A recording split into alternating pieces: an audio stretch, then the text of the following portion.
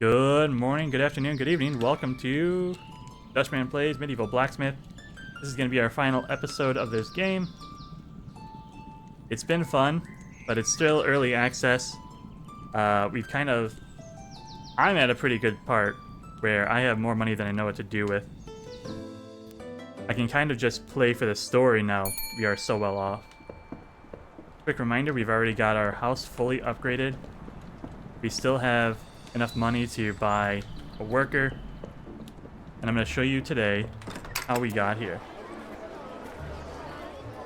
After you've completed the tutorial, the game opens up. The market shows up every day.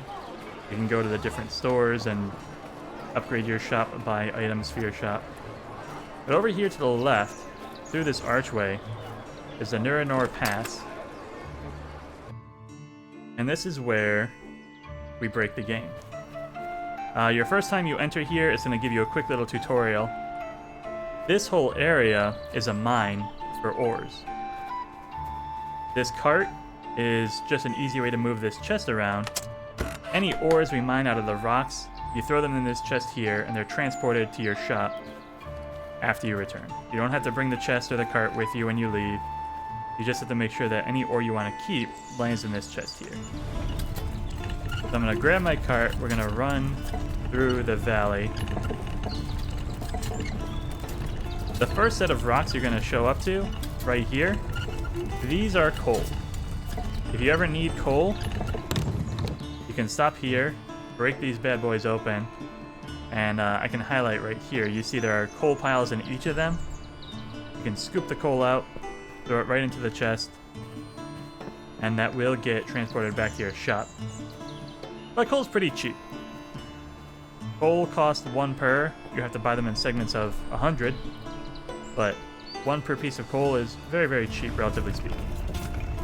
We're going to ignore that for now. Coming up on the right here, you can already see some rocks with ores sticking out of them. This is straight away from our coal that we already found earlier. And I'm just going to kind of break this down for you. That is silver right there. Looks like we have some more silver down here. This yellow ore, I think, is one of the alloys. Actually, I'm not sure, so let's break it open.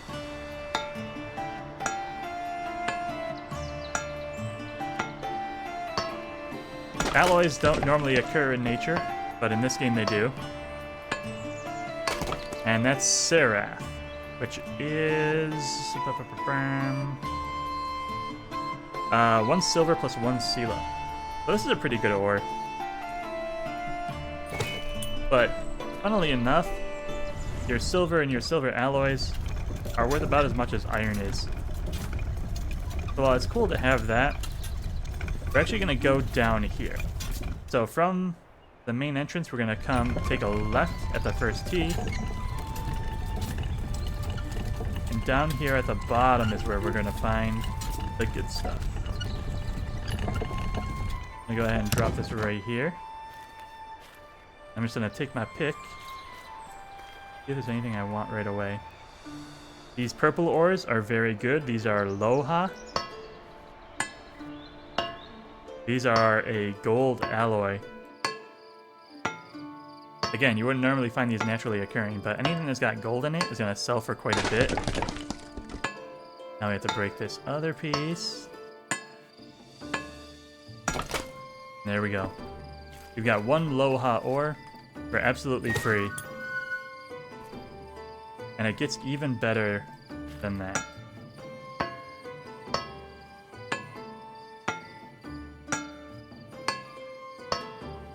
Dum, dum, dum. Bring this bad boy down. That looks like the good stuff. Each of these big rocks will only have, yes indeed, that is gold. Pure gold. Remember, each ore rock will make one of those long swords for us. So that single piece of gold was worth 6,000 roughly. And And all it cost us was a little bit of time to come down here and mine it out of the rock.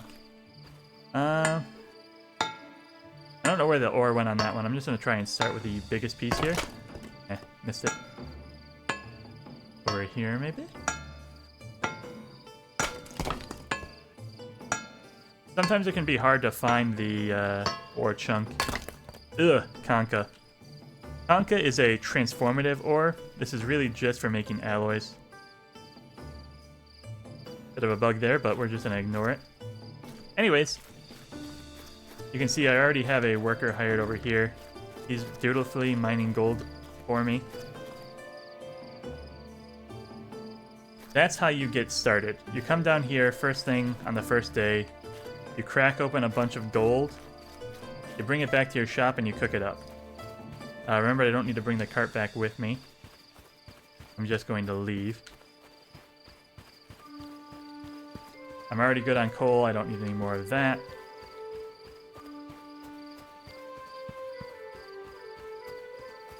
So that's how you get started making your money. Once you have a lot of money, the night doesn't end until you go to bed, so you can keep on going back and forth to the mine. The rocks respawn. You can just farm up as much gold as you want, turn it into as many gold swords as you can sell. I guess on your starting day you can only make 10, right? You only start with one selling rack, so you can hold 5 here. You have one storage rack in your bedroom, there's another 5 here. The most gold swords you can make on day 1 is 10. The kids clean up the floor while you're sleeping and just throw everything away, so no point in making more than 10 swords on your first day. But if you get a quenching barrel, which costs 1,000 gold, you start with 5k. Your first quenching barrel is 1,000. A well-quenched gold sword you can sell for 8k by increasing the price before you put it on the rack. And 5 gold swords at 8k a piece gives you 40,000, which is more than enough to get started on hiring workers. Yeah, air quotes workers, right? Workers. They're well paid, trust me. Anyways, I'm just going to buy another one because that's the whole point of the second half of this episode, is teaching how the worker menu works. If you press, well, actually here he is just kind of hanging out waiting for me to give him some instructions. Oh, you can name him. This is Ben. Welcome, Ben. I've already got an anvil for him. The anvil costs 5k, the worker costs 35k, so 40,000 if you want to start someone working in your shop. But you can automatically assign them to the gold mine right out the gate. You don't have to have the anvil right away. So when you press C, I don't know if you can change the binding menu on it, but you press C, it brings up the worker menu. It shows your shop inventory, how many ores you have in storage, how much coal you have, how many wood pieces you've got, and it also shows your workers, right? I can click on Ben, who we have just hired and named. I can assign him straight to the gold mine, right? This is my other worker, Dutch, who has been mining for quite a bit. Ben would join him, and you can see they both start at 0 skill, but Ben would eventually level up. For now, I'm going to put Ben to work in the shop. Come on back, Ben. I didn't mean to do that. To get him working, you have to pick the anvil, and then you're going to get this idea here. I actually have to give him a blueprint to work on.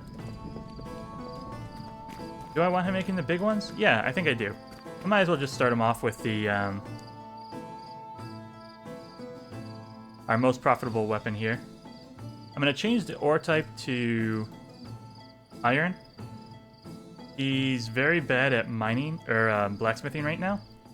So this is going to actually use 3 full ores. He's not very efficient right now. Set him to the most basic tree, leather, handle decoration just to look nice. Quench it in clear water because I haven't paid for any potions yet. I want him to sell it just like I would. We're going to turn it to 33%. I'm going to tell him... I'm actually going to have him save the weapon first so we can see how it goes. Start. Go. You can select the weapon designs you created in the weapon desk here. In this section, a weapon design plan to be produced is shown. Small dagger design is automatically loaded, but you can change the weapon you want to produce. To order the production of different weapons, you must first save the weapon design you want to be produced at the weapon design desk. We've done that. Weapon designs you have saved in the table are seen in this panel. You can choose the design you want and place a production order. Determine which materials will be used. You can also specify the quenching. If your slave doesn't have the material you selected, they will use other materials to produce weapons. You can disable these buttons if you want to stop production when the material selected is not in stock.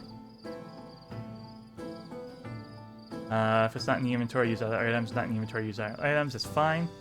You can check production stats of the weapon being produced from here. You can see which materials are used for a weapon in the production phase from here. Each weapon requires 3 ores and 1 wood. From the handle of the weapon, the slaves will first choose short wooden sticks. If they cannot find a suitable piece of cut wood, they will use an entire wooden stick for a single weapon. That's why you might want to cut the boards. Okay. You can set the name of the weapon to be produced, its profitability rate, and on which shelf it will be placed under after it is produced.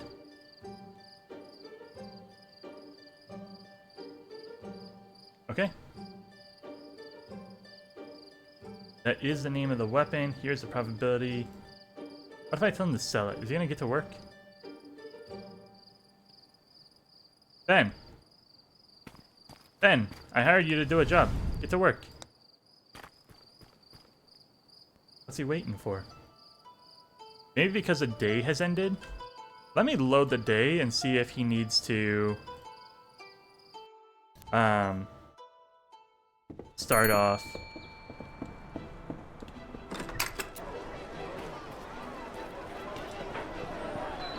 The first thing first, we're gonna come by Ben again. Oh, I don't have money yet?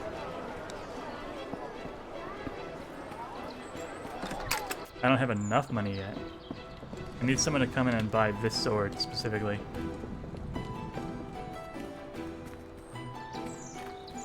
Well, if that's the case, then we're just gonna stand here and wait. Insert jump cut right here. Alright, we're back. It took quite some time today for the sword to sell, so we just picked up Ben. He's back. I've also set up a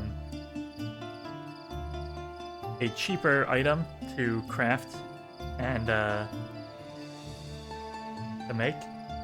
This is just a very basic dagger. I thought it was going to reduce the amount of used ore, but I guess it doesn't matter. It's always going to use 3 here. Which kind of makes me want to just make the big sword, so at the very least, he's making his money back. So I'm going to have him make these long swords. And we're going to figure out tomorrow how that works. Let's just go ahead and sleep for the day. By the way, while I was waiting for my sword to sell, I prepped a bunch of handles for the guy. So hopefully he's not gonna use our super expensive wood. End the day. This guy's looking for a spear. I don't care. I want to see... Ben! Ben, get to work. What's wrong with you? So, maybe I have to preheat the forge for him? Look at my little wood pieces there. Yo. Yo.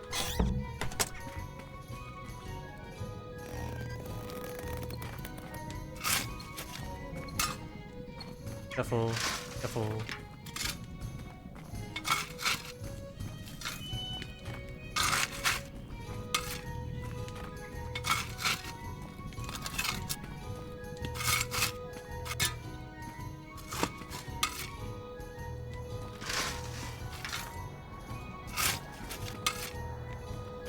I'm just gonna use all the coal because we're just like kind of experimenting here.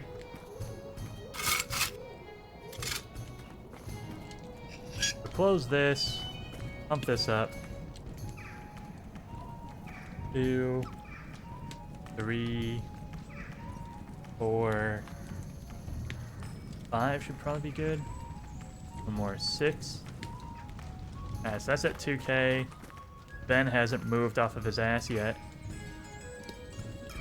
I don't even know why I'm paying him an exposure. Obviously, I'm not paying him real money. I would never do that with a free worker. You want me to melt the ore for you, Ben? Goodness. What's the point of hiring workers if you gotta do everything yourself? Come on.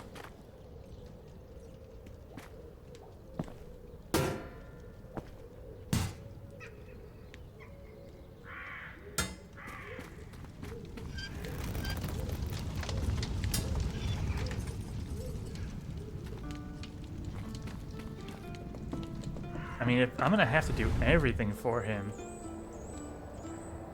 Let me pull this up. Switch this to iron.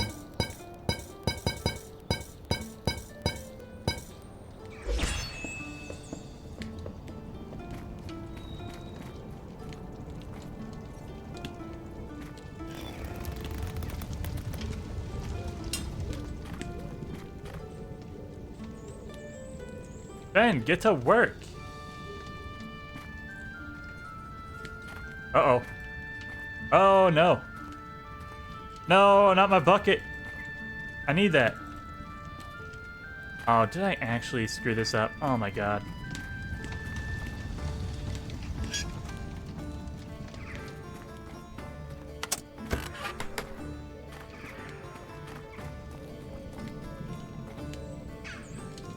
Zero progress. How do I say start?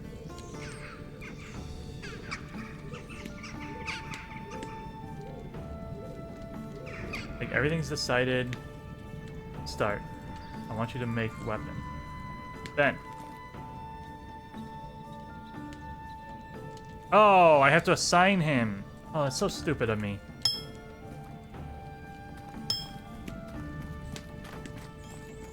Alright, so he pulled his ores on his own. That's, you know what? That's on me. He's at 0% progress. He's very, very bad at this. Very, very slow. But that's all you gotta do. Give him a weapon design. Use the worker menu to assign them to an anvil. And then they'll just work on their own. The tutorial for the blacksmith workers. Wanted to make sure that you are pre-cutting your wood.